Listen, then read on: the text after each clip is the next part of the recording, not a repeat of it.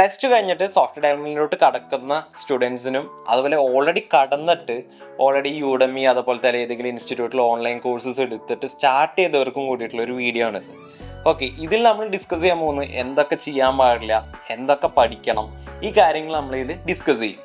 അതിൽ ഫസ്റ്റത്തെ കാര്യം എന്ന് വെച്ച് കഴിഞ്ഞാൽ, നമ്മൾ കോഡിങ് പഠിക്കുന്ന സമയത്ത് നമ്മൾ സാധാ മുൻപ് ഏത് കോഴ്സ് എടുത്ത്, കോഡിങ് മാത്രമല്ല ഏത് കോഴ്സ് എടുക്കാൻ പോയാലും നമ്മൾ ഇൻസ്റ്റിറ്റ്യൂഷനിൽ ചെല്ലും, അവിടെ അവർ പറയുന്ന കാര്യങ്ങൾ നമ്മൾ കേട്ടിരിക്കും. എന്നിട്ട് എന്ത് ചെയ്യും, നമ്മുടെ ലാപ്പ് ഉണ്ടെങ്കിൽ ലാപ്പിൽ ട്രൈ ഔട്ട് ചെയ്യും, അല്ലെങ്കിൽ വേറെ വല്ല കോഴ്സുകളാണെങ്കിൽ അവർ പറയുന്നത് നോട്ട് ചെയ്യും, എഴുതും. നമ്മൾ ആ ഒരു സമയത്തേക്ക് മാത്രം പഠിക്കും. അവരെന്താണ് ചെയ്യുന്നത് അല്ലെങ്കിൽ നമ്മുടെ ട്യൂട്ടർ എന്താണ് ചെയ്യുന്നത് അത് മാത്രം നമ്മളും ചെയ്യും. ഈ കോഡിങ്ങിൽ എങ്ങനെയാണെന്ന് വെച്ച് കഴിഞ്ഞാൽ, നമ്മൾ എന്ത് ചെയ്യുന്നത് വെച്ച് കഴിഞ്ഞാൽ, ഒരു സ്വന്തമായിട്ട് പഠിക്കുന്ന ആൾക്കാരാണെന്നുണ്ടെങ്കിൽ എന്ത് ചെയ്യും, ഞാൻ ഫസ്റ്റ് ചെയ്തിരുന്ന ഒരു പരിപാടി എന്ന് വെച്ച് കഴിഞ്ഞാൽ, ഞാൻ ഫസ്റ്റ് പഠിച്ച് സീൻ്റെ ബേസിക്സ് ആണ്.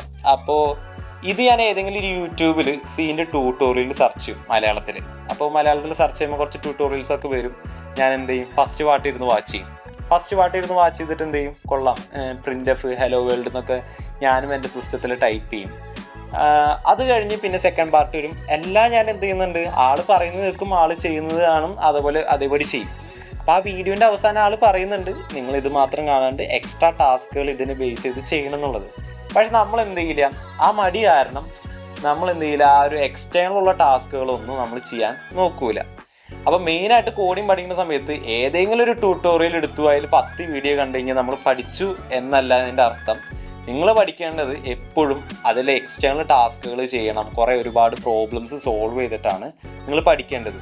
പിന്നെ എപ്പോഴും സിസ്റ്റത്തിലല്ല പഠിക്കേണ്ടത്, ബുക്കും പേപ്പറും പേനയും ഒക്കെ എടുത്ത് എഴുതി തന്നെ പഠിക്കണം. എഴുതി പഠിക്കുക എന്ന് പറയുമ്പോൾ കൗന്നൊക്കെ നമ്മൾ പണ്ട് എഴുതി പഠിച്ച പോലെ COW എന്ന് പറഞ്ഞാൽ കാണാപ്പാടല്ല പഠിക്കേണ്ടത്. എന്ത് ചെയ്യണം, പ്രോപ്പറായിട്ട് അതിൻ്റെ ലോജിക്ക് മനസ്സിലാക്കി അതെങ്ങനെയാണ് വരുന്നത്, എങ്ങോട്ടാണ് പോകുന്നത്, എല്ലാ കാര്യങ്ങളും വരച്ച് എഴുതി അങ്ങനെ പഠിക്കണം. ഓക്കെ, അതാണ് ഫസ്റ്റത്തെ കാര്യം. രണ്ടാമത്തെ കാര്യം എന്ന് വെച്ച് കഴിഞ്ഞാൽ, നമ്മൾ പഠിക്കണ സമയത്ത് നമ്മൾ പല വീഡിയോസും നമ്മൾ എന്ത് ചെയ്യും, യൂട്യൂബിലൊക്കെ കാണും. കോഡിങ് പഠിച്ചു കഴിഞ്ഞാൽ അല്ലെങ്കിൽ മെയിൻ സ്റ്റാക്ക് ഡെവലപ്പറിന് അത്രയും സാലറി.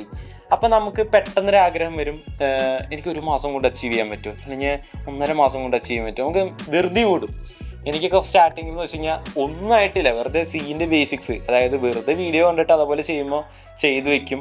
അതിൻ്റെ പെട്ടെന്ന് എങ്ങനെ ആ ലെവലിലോട്ട് എത്താം, പെട്ടെന്ന്, അതായത് ഇൻസ്റ്റൻ്റായിട്ട് എങ്ങനെ എത്താമെന്ന് നോക്കും. അത് ഇൻസ്റ്റൻ്റായിട്ട് എത്തുന്നവരൊക്കെ ഉണ്ടായിരിക്കാം. എന്ന് വെച്ച് കഴിഞ്ഞാൽ ഒരുപാട് ടൈം, ഒരു ഡേ 9-12 മണിക്കൂറൊക്കെ സ്പെൻഡ് ചെയ്യുന്ന ആൾക്കാരുണ്ട്. ഞാനൊരു നോർമൽ ഡെയിലി ഒരു 3 to 6 അവർ സ്പെൻഡ് ചെയ്യുന്ന ആളാണ്. ആ 3 to 6 തന്നെ പകുതി ടൈം പ്രൊഡക്റ്റീവ് ആയിരിക്കില്ല. അപ്പോൾ നമ്മൾ ഫസ്റ്റ് മനസ്സിലാക്കേണ്ടത്, ഇതിനൊക്കെ ടൈം എടുക്കും. ഒന്നും പെട്ടെന്ന് പോയിട്ട് എന്ത് ചെയ്യില്ല, ഇതൊന്നും നമുക്ക് അച്ചീവ് ചെയ്യാനായിട്ട് പറ്റൂല. ഇതിനൊക്കെ ടൈം എടുക്കുന്ന മനസ്സിലാക്കുക, ആ ടൈം എടുത്ത് പഠിക്കുക. പിന്നെ മൂന്നാമത്തെ കാര്യം എന്ന് വെച്ച് കഴിഞ്ഞാൽ, നമ്മൾ ഒരു കാര്യം ജാവാസ്ക്രിപ്റ്റ് പഠിക്കാൻ സ്റ്റാർട്ട് ചെയ്യുന്ന സമയത്ത് നമുക്ക് എന്ത് ചെയ്യാം, നമ്മുടെ ഫ്രണ്ട് വന്നിട്ട് പറയാണ് പൈത്തൺ കുറച്ചും കൂടി എളുപ്പമാണ് പഠിക്കാൻ, അപ്പോൾ എന്ത് ചെയ്യുക, പൈത്തൺ പഠിക്കുക.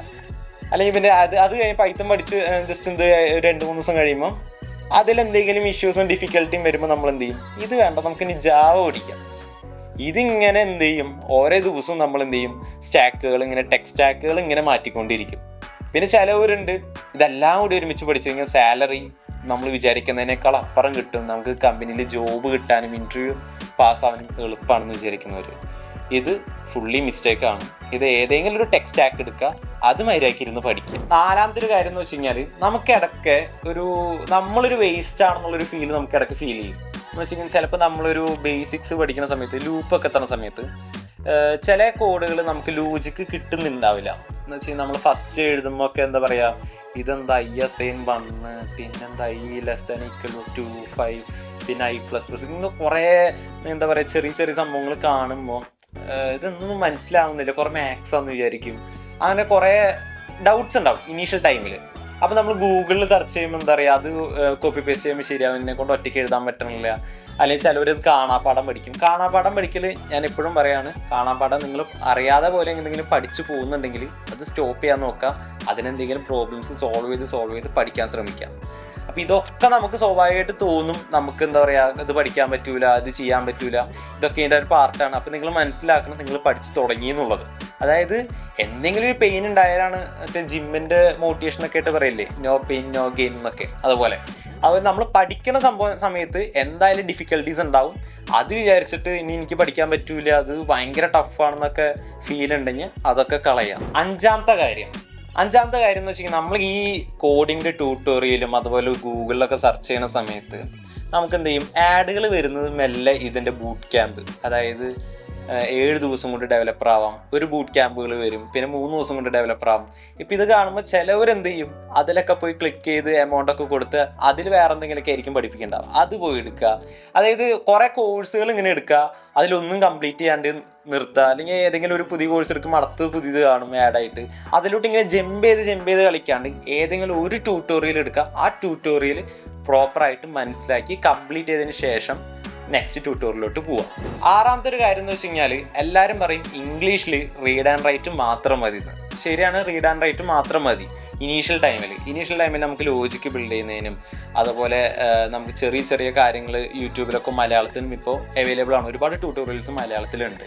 പക്ഷേ അതിന് പുറമെ നമ്മളൊരു ലെവൽ വിട്ട് കഴിയുന്ന സമയത്ത്, നമ്മളൊരു വലിയൊരു വെബ് ആപ്ലിക്കേഷനൊക്കെ ബിൽഡ് ചെയ്യുന്ന സമയത്ത്, ഇപ്പോൾ ഞാനൊരു എക്സാമ്പിൾ പറയാം. ഇപ്പോൾ നമ്മളൊരു ഡേറ്റിംഗ് ആപ്പ് ബിൽഡ് ചെയ്യുന്നുണ്ടായിരുന്നു. അപ്പോൾ ഡേറ്റിംഗ് ആപ്പിൻ്റെ ബിൽഡ് ചെയ്ത് പണി തീരാറായിട്ടുണ്ട് എന്ന് വെച്ചാൽ നമ്മൾ ഇടയിൽ നിന്ന് സ്റ്റോപ്പ് ചെയ്ത് വെച്ചിട്ടുണ്ടായിരുന്നു. അപ്പോൾ ഡേറ്റിംഗ് ആപ്പ് ബിൽഡ് ചെയ്യുമ്പോൾ നമുക്ക് അതിലൊരു വോയിസ് കോളിൻ്റെ ഓപ്ഷൻ നമുക്ക് ആഡ് ചെയ്യണമായിരുന്നു. അപ്പോൾ ഞങ്ങൾ നോക്കിയപ്പോൾ ഒരു സെഗോ ക്ലൗഡ് എന്ന് പറഞ്ഞൊരു തേർഡ് പാർട്ടി API ഉണ്ടായിരുന്നു. അപ്പോൾ ഈ തേർഡ് പാർട്ടി APIനെ ഇൻറ്റിഗ്രേറ്റ് ചെയ്യാനായിട്ട് എനിക്കെന്താ അറിയില്ല, എനിക്ക് ഇംഗ്ലീഷിൽ എന്താ പറയുക, പ്രാവീണ്യം ഇല്ല എന്നൊക്കെ വേണമെങ്കിൽ അങ്ങനെ എന്തോ ഒരു പറയാം. ഇംഗ്ലീഷിൽ എനിക്ക് നോളജ് ഇല്ല. അപ്പോൾ ഇംഗ്ലീഷിൽ നോളജ് ഇല്ലാത്ത ടൈമിൽ എനിക്ക് റീഡ് ചെയ്തിട്ട് അണ്ടർസ്റ്റാൻഡ് ചെയ്യാൻ കുറച്ച് ബുദ്ധിമുട്ടുണ്ട്. അപ്പോൾ എൻ്റെ ഫ്രണ്ട് അഖിലിനാണെങ്കിൽ ഇത് ഇംഗ്ലീഷ് നന്നായിട്ട് വായിക്കാനും എഴുതാനും ഒക്കെ അറിയാം. അപ്പോൾ അവന് ഇംഗ്ലീഷിൽ നന്നായിട്ട് സംസാരിക്കാൻ അറിയാം. എനിക്ക് ഇംഗ്ലീഷിൽ വായിച്ചാൽ മനസ്സിലാക്കാനും ബുദ്ധിമുട്ട്, അങ്ങനത്തെ കുറേ ബുദ്ധിമുട്ടുകൾ എനിക്കുണ്ടായിരുന്നു ഇംഗ്ലീഷ് അറിയാത്തതിൻ്റെ പേരിൽ. അപ്പോൾ ഇത് വായിക്കുന്ന സമയത്ത് അവൻ എന്താണ് അതിൽ പ്രോപ്പർ എല്ലാ കാര്യങ്ങളും ആ ഡോക്യുമെൻറ്റിൽ എഴുതിയിട്ടുണ്ടാവും. ഈ ഡോക്യുമെൻ്റൊക്കെ റീഡ് ചെയ്യണതിനും പല ഇംഗ്ലീഷ് ട്യൂട്ടോറിയൽസ് കാണുന്നതിനും ഒക്കെ തന്നെ നമുക്ക് ഇംഗ്ലീഷ് ആവശ്യമാണ്. നമുക്ക് ഇംഗ്ലീഷിൽ റീഡ് ആൻഡ് റൈറ്റ് മതി ശരിക്കും. അത് നമുക്ക് ലോജിക്സ് ബിൽഡ് ചെയ്യാനും കാര്യങ്ങൾക്കും ഒക്കെ. ഇപ്പോൾ ലോജിക്സ് ബിൽഡ് ചെയ്യാൻ വേണ്ടിയിട്ട് ചാനലുണ്ട്, ജെന്നീസ് ലെക്ചർ എന്നൊക്കെ പറഞ്ഞ ചാനൽ. ഈ ഇതിലത്തെ ഇംഗ്ലീഷൊക്കെ നമുക്ക് പിന്നെയും മനസ്സിലാവുന്ന ഇംഗ്ലീഷാണ്. ചില അപ്ഡേറ്റഡ് ആയിട്ടുള്ള വീഡിയോസ് ഉണ്ടായിരിക്കും, ചിലർ ഭയങ്കര സ്പീഡിൽ പറയുന്ന ചില ഡോക്യുമെൻറ്റ്സ് വായിച്ചാൽ അത് മനസ്സിലാക്കാൻ വേണ്ടിയിട്ട് നമുക്ക് ഇംഗ്ലീഷ് നന്നായിട്ട് അറിഞ്ഞിരിക്കണം. നന്നായിട്ടില്ലെങ്കിൽ ഒരു മീഡിയം വായിച്ചാൽ മനസ്സിലാവുന്ന രീതിയിലെങ്കിലും മിനിമം നമ്മൾ അറിഞ്ഞിരിക്കണം. അപ്പോൾ നിങ്ങൾ കോഡിങ് സ്റ്റാർട്ട് ചെയ്യുന്നതിനൊപ്പം നിങ്ങൾ എന്ത് ചെയ്യുക, ഇംഗ്ലീഷ് പഠിക്കാനും സ്റ്റാർട്ട് ചെയ്യുക. ഈ ഒരു 6 കാര്യങ്ങൾ നിങ്ങൾ ഫോളോ ചെയ്തില്ലെങ്കിൽ ഈ ഒരു ഇംഗ്ലീഷിൻ്റെ കാര്യം മസ്റ്റായിട്ട് നിങ്ങൾ നോക്കുക. അതുപോലെ നിങ്ങൾ ഫസ്റ്റത്തെ കാര്യം കോഡിംഗ് ഒക്കെ നിങ്ങൾ പഠിക്കുന്ന സമയത്ത് ഏതെങ്കിലും ട്യൂട്ടോറിയൽസിൻ്റെ കാര്യം, ഇതൊക്കെ നിങ്ങൾ സെറ്റാണോ നോക്കുക, ചെക്ക് ചെയ്യുക. എന്നിട്ട് നിങ്ങൾ പഠിത്തം കറക്റ്റാണോ ചെക്ക് ചെയ്തിട്ട് കണ്ടിന്യൂ ചെയ്യുക. അല്ലെങ്കിൽ നിങ്ങൾ ഒരുപാട് ടൈം നിങ്ങൾക്ക് പല സ്ഥലത്ത് നിങ്ങൾക്ക് വേസ്റ്റ് ആയിട്ട് ഫീൽ ചെയ്യും.